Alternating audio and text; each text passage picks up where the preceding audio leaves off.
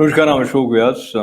As all of us live in a period where we have a lot of new things unfolding in front of us, and we try to make a sense of some of the news headlines, whether they are related to what is happening with the U.S. visit of Prime Minister Narendra Modi ji, or what is happening at the Kumbh Mela, how people are celebrating festivals, their faiths, and how India is reinventing its image in the context of the contemporary world of artificial intelligence, at the same time paying attention to its cultural heritage. All that, much more, is drawing our attention. I requested our friend, author, and columnist, Dr. Sudhir Parikh to Dr. Sudhir Bisht to join me and sort of touch some of the headlines of this particular period. And we'll begin, Sudhir, by welcoming you, and then Namaskar. we will go with you to America. First visit of Prime Minister Narendra Modi after President Trump came back to White House. The general impression, overall, the outcome of this visit. Okay. So, first of all, thank you very much for hosting me again. So, this visit was, people were expecting this visit to come about, and Prime Minister Modi is one of the first high ranking foreign head of states to visit America after President Trump took over. So, I see it more as a goodwill visit because, it is generally believed, and which is widely true also, that President Trump and Prime Minister Modi share a very good chemistry, and they have got a very good interpersonal relationship. Both count each other as friend, and both have admiration for one another as a leader, as a man of substance. So, and just like Narendra Modi, Prime Minister Modi always had Viksit Bharat at the core of everything that he did. So, which is like make India great again. President Trump has come out on and the mandate given to President Trump by the electorate of USA is MAGA, which is Make America Great Again. So of course, between MIGA and MAGA, which is India Great Again, Make America Great Again, it is likely that there will be some kind of a competition which is expected between two trading nations. But I would like to tell you that America is a great friend of India, and it is among the very few countries in which India has a we have a trade surplus of around I think 37 or 38 billion dollars. I'm talking of financial year 23-24, or 24-25 is still on us. So to have a big economy like America, which is the biggest economy in the world, to have a trade surplus of around $38 billion in a year is fantastic for India. Because India, you see, India has an overall trade deficit of $78 billion. It has a huge trade deficit with China around $85 billion, with Russia around $60 billion, with Korea around $15 billion deficit, Hong Kong around $12 billion.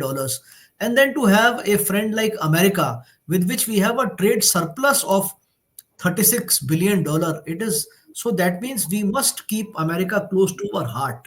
So we must, hold this relationship as a very sacred relationship. Okay, so let So me bring in what President Trump said is that he want that there should be a level playing field between India and US in right. this particular context. Now, when we talk about level playing field, that puts India in a situation where you'll be at the receiving end in terms of the way the balance would come about. So people here, when they analyze, they look at it as a kind of moving backwards on the part of India in terms of, because what you said is correct, the chemistry between two leaders and the relationship, etc. But when we clinically see analysts looking at this from their prism, they just see what did you gain, what the other party gained. So they say if the approach with which President Trump has come to power is followed in letter and spirit, it would put India at a disadvantageous position.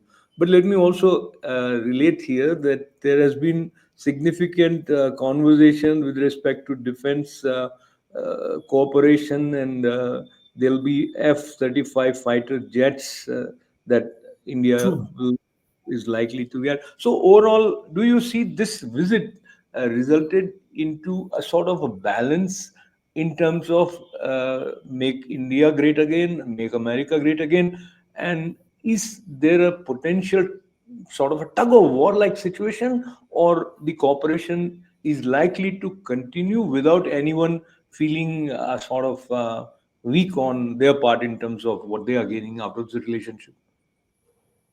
Well, I don't see it as a tug of war. After all, let us consider India as a seller and a buyer both to the US, which is again a seller and a buyer. So there is a symbiotic B2B relationship, business to business relationship. In every business, you can't allow sentiments to rule the tone and tenor of business transactions. So it has to be a win-win situation for both. That is number one.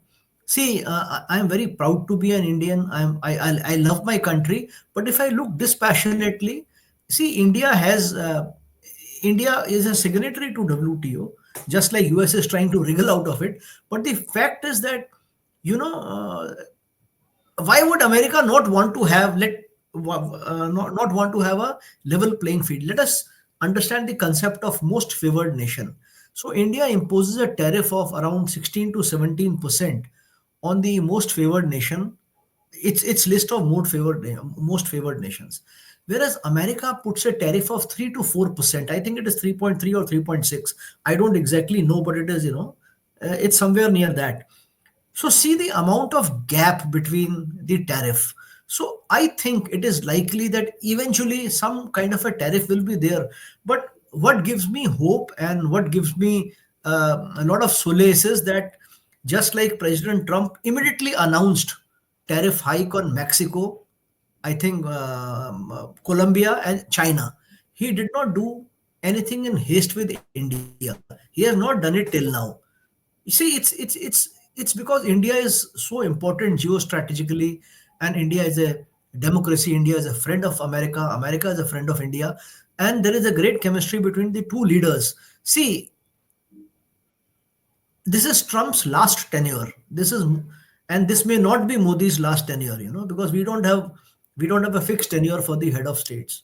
Of all it may not be the last for Trump also, because anything can happen in America under Trump. They could change or whatever. But why would he not like to ensure that America gets back its mojo in terms of not being at the receiving end? Look at the way he has cut down US aid. Okay, Yeah, yeah, look at the way he's going hammer and tongs on DEI, which is diversity, equity, and inclusion. He's not against DEI. He's against splurging and extravagance yeah. and Okay, wastage on yeah, DEI yeah. programs. Yeah, yeah. Let me seek a slight detour, and we talk a Okay. little bit about. You said not getting into the details of what, but this was an agency which was primarily helping in different sectors internationally. This was like aid going from USA, like a True. humanitarian support or giving strength, providing wherewithal to those who are not having enough resources, whether they are in Bangladesh, they are in India, or South African nations. There was certain dignified aura about USAID. Now, when President Trump came, prior to that, we had some reports that in Israel, those who were working for Hamas were also indirectly, that fund was being routed to those who attacked Israel, etc. So there was a little bit of question mark on the cleanliness of the operations of USAID. Yet dismantling the whole organization, it's kind of it's a very disruptive kind of a step. How do you see this results into America's global image? Does it make any difference? It doesn't make any difference. So this is a detour. Then we'll come back to Indo US. See, he has taken several such steps. For example, his announcement that he would no longer support the World Health Organization, that it failed drastically and it failed completely during the COVID crisis. See, there comes a point in time, when see, GDP growth is limited because you have already, done so much. It is, remember, you only told me that when you go to a developed country, you find that visit after visit nothing changes in the infrastructure, but when you go to a developing country, you find there are changes every time. So the growth has kind of plateaued. So what do you do? You need to create employment opportunities for your people. You want investments to come to your country. You want production to go up, and you want wasteful expenditures to be minimized. I think in giving a knee jerk reaction, he wants to send a broader signal that he means business, and that he will not allow things, resources to be frittered away. To that extent, I know from where he is coming. And Ashok ji, it is like this. You need to be very courageous to take a step as big as, like saying, I will put an end to USAID, or I will put an like the Doge or Doge, whatever you call it, program. So he's trying to do things radically different. But then, this was all along his election manifesto. He said that he will do this, isn't it? I was seeing that some of the money from the aid was going to a group in Mozambique which was doing, some kind of a religious activity, or which was doing safe circumcision for a particular tribe. I mean, such eclectic mix of uses of that aid. I mean, it baffles me sometimes, Moreover, the amount of aid was so huge that it is very difficult to keep a track. Then, you want to do something good, and then you have to monitor that activity. To monitor that activity, you engage more people. So the circle of wastefulness was becoming bigger and bigger. Yeah. Let me come back to the main track, and I will also add that this excitement which has come with the re-election of President Trump, it is sustained by such steps among those core supporters of Trump and those who want to see a different America under this new leadership. And let me come back to what we were discussing about in the US, and I like the way some of the terms or the abbreviations that come during these kind of meets. And here we have India US Trust. And Sudhiji, this trust is used as acronym here, transforming relationship utilizing strategic technology. So that Yeah. is acronym for trust. Now this Trust. sounds very interesting to me, and I see there must be some uh, brilliant minds who are at the back of preparing these kind of joint statements or coming up with this new initiative, India US Trust. Now what this trust is likely to do, it is going to encourage public and private sector companies to acquire critical mineral assets abroad and many other factors. Allow me also to add that India and America have decided that by 2030, the bilateral trade should reach up to $500 billion. It will be almost double. Now, when they come up with these kind of figures, I don't think they have all the details very clearly laid out. But it is a kind of uh, a positive pressure to come up with ideas and specify areas where both countries can cooperate and move forward, keeping this backdrop in mind and the current status of Indo US trade.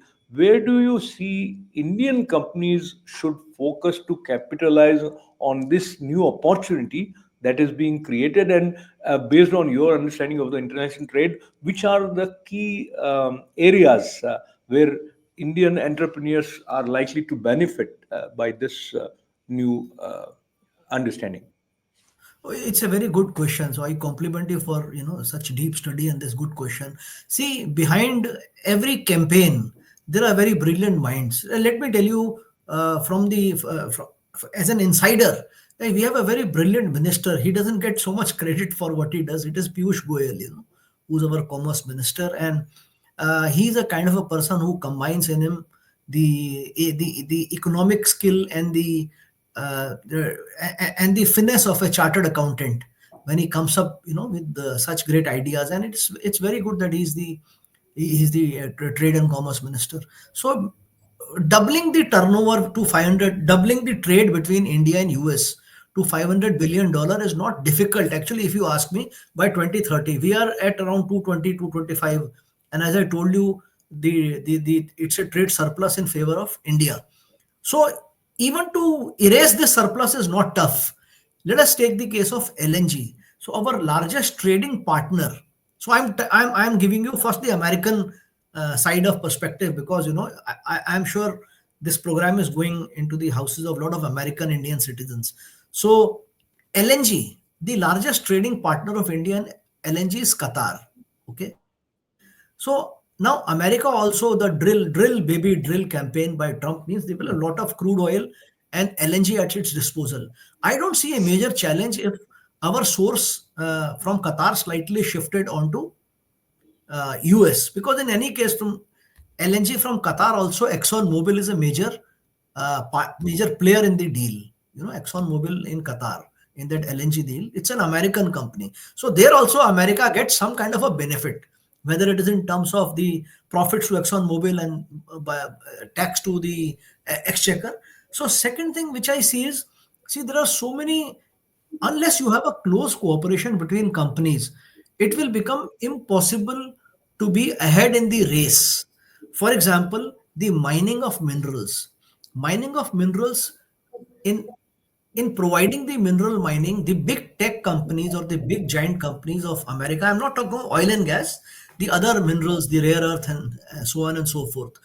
Indian companies have a good track record in that area, so we could combine in that. Third is, I see lot of gains in, like, you want really production to go back to America, so more work for the factory workers. Now, the question of artificial intelligence, the use of artificial intelligence and clever or rather strategic outsourcing of work, India can come in handy to that. Plus, there is a China plus one policy, which all the big companies, all the big corporates in America, they are embarking upon. India could come in handy. Another area where I see huge possibilities in terms of global capability centers, GCC, because GCC have the potential for India for giving a revenue which is much more than the IT services export in times to come. So these are some of the areas. And then, of course, at the other level, at the level of fine arts, at the level of, filmmaking, at the level of other studio arts, there could be a lot of cooperation. The best thing Absolutely. is, sorry, yeah. Go ahead, go ahead. The best thing is, The best thing is that the people to people connect between India and US in the last 2 decades has, from distrust, it has become a trust. India and US citizenry level are, they are trustworthy partners of one another. So I see absolutely. corporate America. 20 years ago, you believe me, American company would never have a chief financial officer in India who was an Indian. Today, even CEO, CFO, everybody is an Indian. So India, by sheer hard work, and Indians understand, like, just like you have SEC there, we have SEBI here.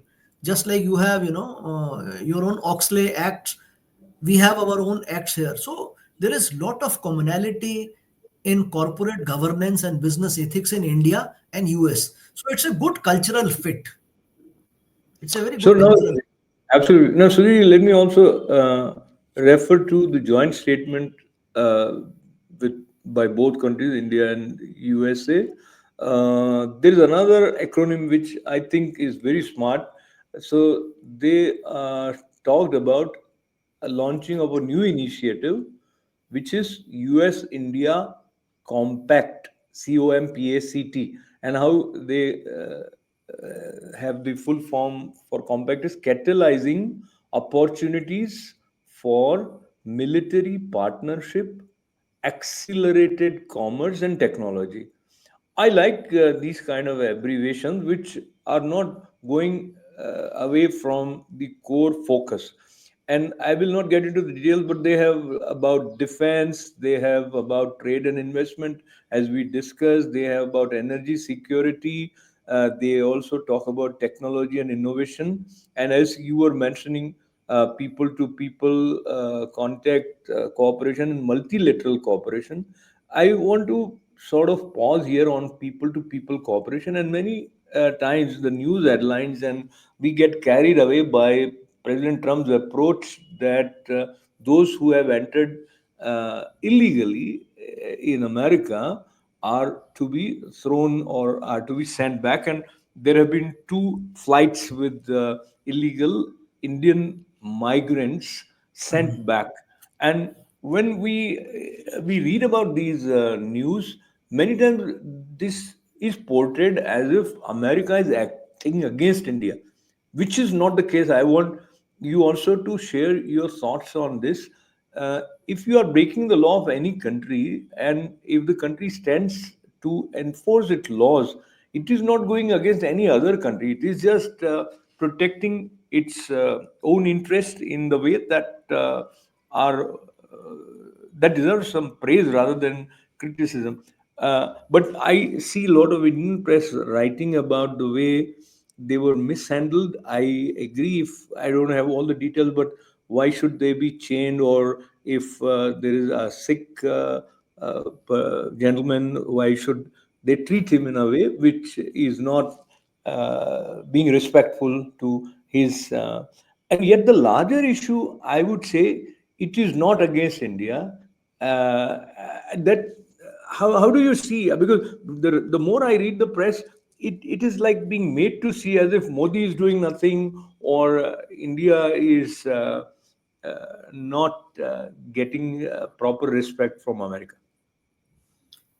See, this is a very sensitive issue. Ideally, it should not be a sensitive issue. It's a law and order issue.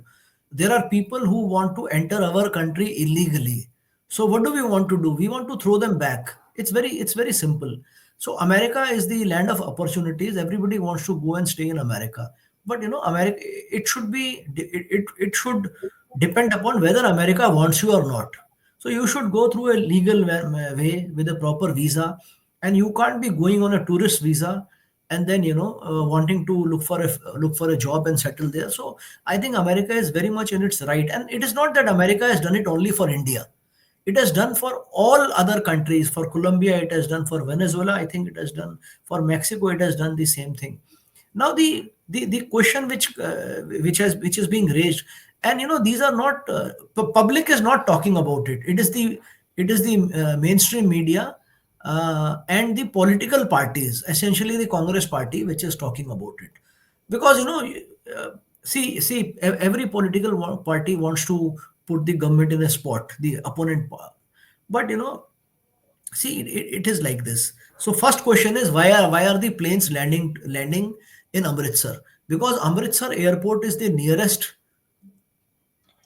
port, nearest airport, if you take as the crow flies kind of a concept. Secondly, most of the guys are from Haryana and Punjab.